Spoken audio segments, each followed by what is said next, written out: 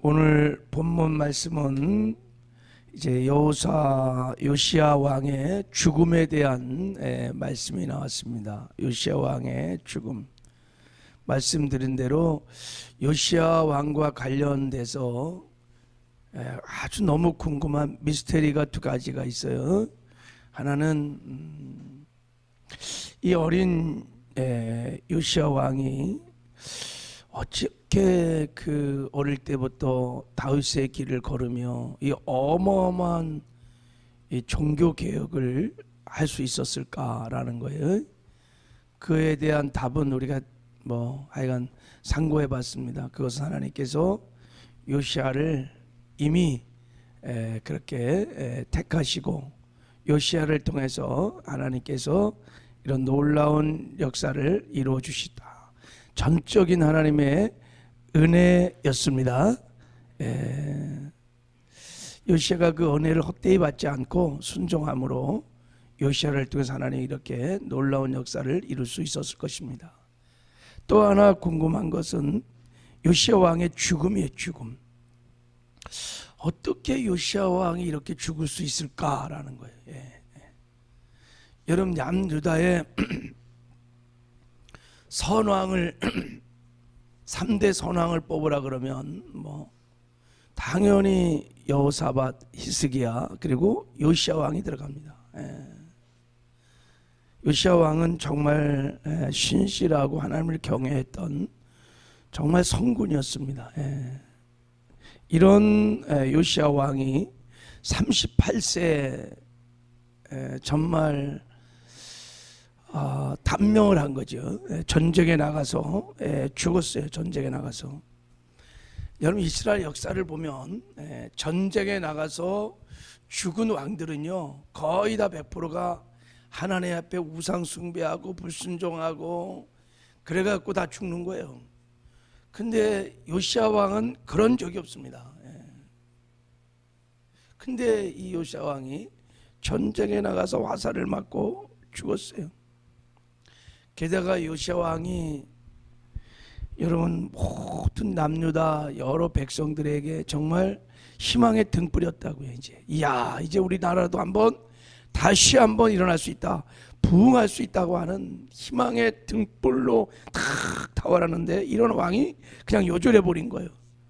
그러니까 요시야와의 죽음은 굉장한 큰 충격이었고 당황이었고 참 이해할 수 없는 죽음이었어요. 그래서 요시야 왕이 죽을 때 거기 24절을 한번 봐요. 그 끝절에 하반절에 보면 온 유다와 예루살렘 사람들이 요시야를 슬퍼하고, 여러분 역대 왕들 중에서 이렇게 25절에는 애가를 지었다 그랬어요. 한번 25절 한번 읽어보겠습니다. 시작. 예레미야는 그를 위하여 애가를 지었으므로 모든 사람 남자들과 여자들은 요시야를 슬퍼 노래하니 이스라엘의 규례가 되어 오늘날까지 이뤘으며 그 가사는 애가 중에 기록되었더라. 왕의 죽음을 너무너무 슬퍼해서 애가를 지었던 왕은 요시야 왕밖에. 그렇게 요시야 왕이 그렇게 슬펐던 거예요. 죽어서는 안 될 왕이 죽은 거예요 지금요 이게. 그리고 아무도 요시야 왕이 죽을 거라고 38세 죽고 나니 이거는 정말 너무너무 큰 슬픔이었고 너무 아까워. 요시야 왕이 이런 선왕이 죽는다는 것이, 그것도 전쟁에 나가서. 요시야 왕의 죽음을 통하여 하나님께서 우리에게 말씀하고 싶은 메시지가 뭘까? 왜 요시야 왕이 이렇게 요절을 했을까? 그 잘나가는 성군이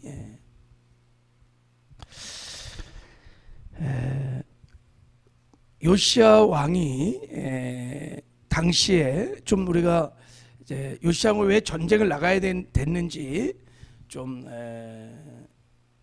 요시야 왕이 왜 죽었는지에 대해서 성경은 구체적으로 언급하는 건 없어요. 그러나 우리가 이제 한번 상고를 해보는 거예요.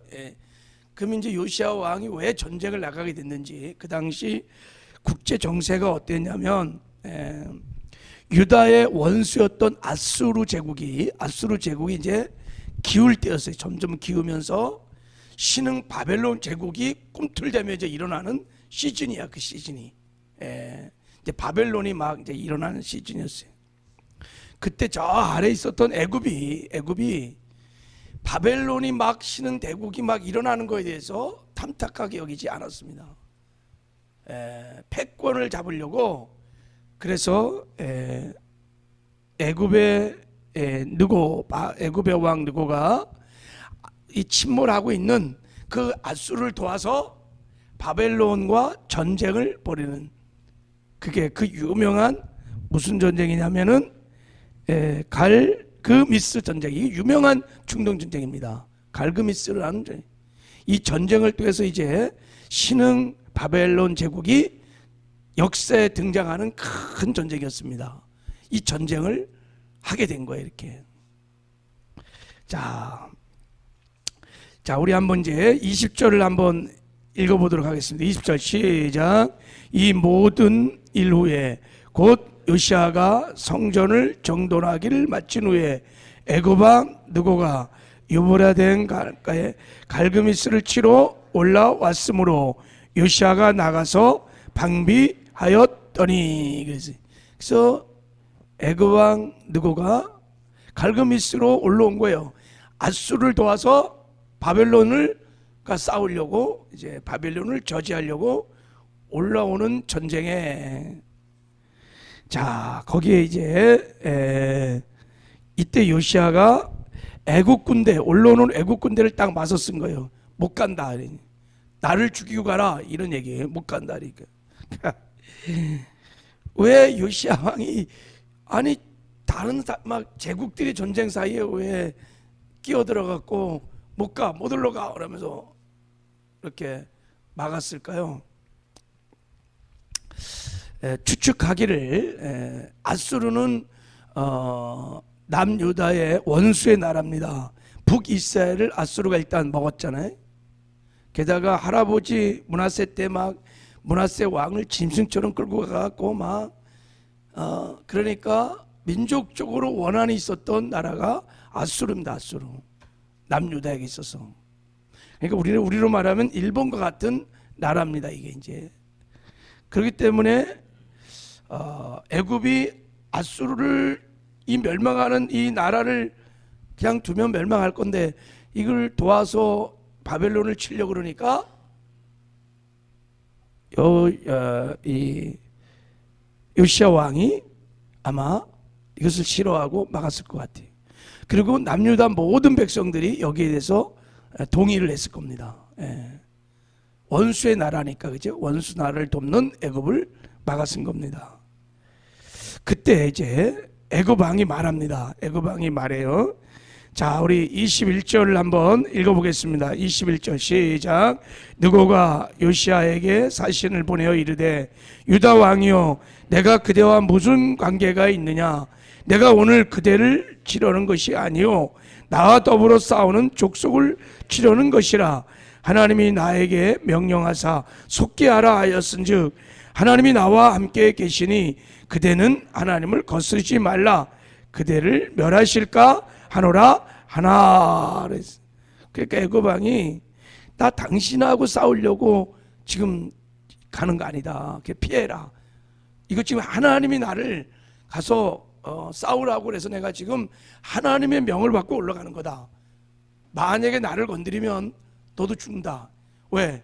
하나님이 하라고 하셨는데 하나님이 하라고 지금 하신 일을 네가 막으면 너 멸망당할 수 있다라고 애굽 왕이 얘기를 했어요. 지금 하나님의 큰 세계 경영을 하시는 하나님의 뜻이 뭐냐면, 하나님이 저 애굽과 아수르를요 바벨론에게 다 넘겨서 바벨론이 완전히 이 제국들을 다 멸망시키고, 그래서 이제 바벨론을 이 중동의 이제 패권 국가로 세우는 거예요. 그래갖고 이제 나중에 남유다를 다 쳐버려. 그리고 남유다를 다 포로로 끌고 가갖고 이스라엘 백성을 연단시키는 것이 하나님의 세계 경영의 큰 로드맵이야. 청사진이야 지금. 그러니까 바벨론을 하나님이 일으키려고 하는 것이 하나님의 계획입니다. 하나님의 역사의 수레바퀴는 지금 그렇게 돌아가고 있는 거예요. 그걸 예레미야가 벌써 요시야 왕 통치 14년부터 예레미야가 계속 말하는 거예요. 신흥 바벨론이 일어나게 될 것이다. 그리고 이제 앞으로 너희들은 바벨론에게 대적하지 마라. 바벨론은 우리를 공격하게 될 것이다. 우리는 다 포로가 끌려갈 것이다. 순종해라. 그러면 산다. 이런 얘기를 계속 예레미야가 사실은 하고 있었어요. 그게 하나님의 지금 세계 경영입니다. 여러분, 하나님은 살아계십니다. 하나님은 분명한 목적을 가지고 역사를 이끌어 가십니다. 하나님께서 바벨론을 일으키시고 아수르를 멸망시키고 또 바벨론이 일어났을 때 하나님께서 헬라를 알렉산더를 일으켜서 바벨론을 물리치시고 헬라 제국을 또 로마를 일으켜서 물리치시고 지금 열국을 세우시고 주님이 다시 오십니다. 할렐루야. 하나님의 세계 경영이 이렇게 진행되고 있는 거예요. 자, 근데 요시야 왕이 이 애굽 왕의 말을 듣지 않습니다. 듣지 않고 자기 생각대로 이제 행동을 하는 거예요. 자, 거기 22절 한번 읽어보겠습니다. 시작. 요시야가 몸을 돌이켜 떠나기를 싫어하고 오히려 변장하고 그와 싸우고자 하여 하나님의 입에서 나온 느고의 말을 듣지 아니하고 묻깃도 골짜기에 이르러 싸울 때 활 쏘는 자가 요시야 왕을 쏜지라. 왕이 그의 신하들에게 이르되 내가 중상을 입었으니 나를 도와 나가게 하라. 그래서 요시야 왕이 죽습니다. 여러분, 화살에 맞아서 중상을 입고 예루살렘에 급히 호송했지만 그냥 결국은 요시야 왕이 죽습니다.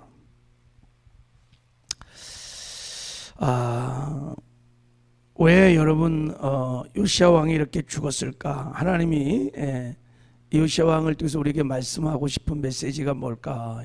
오늘 한번 이런 관점으로 여러분 본문 말씀을 한번 묵상해 보시기 바랍니다. 제가 묵상하기는 한 가지 분명한 것은 요시야 왕이 하나님께 묻지를 않았어요. 엿주지를 않았어요. 일단 엿주지를 않았어요.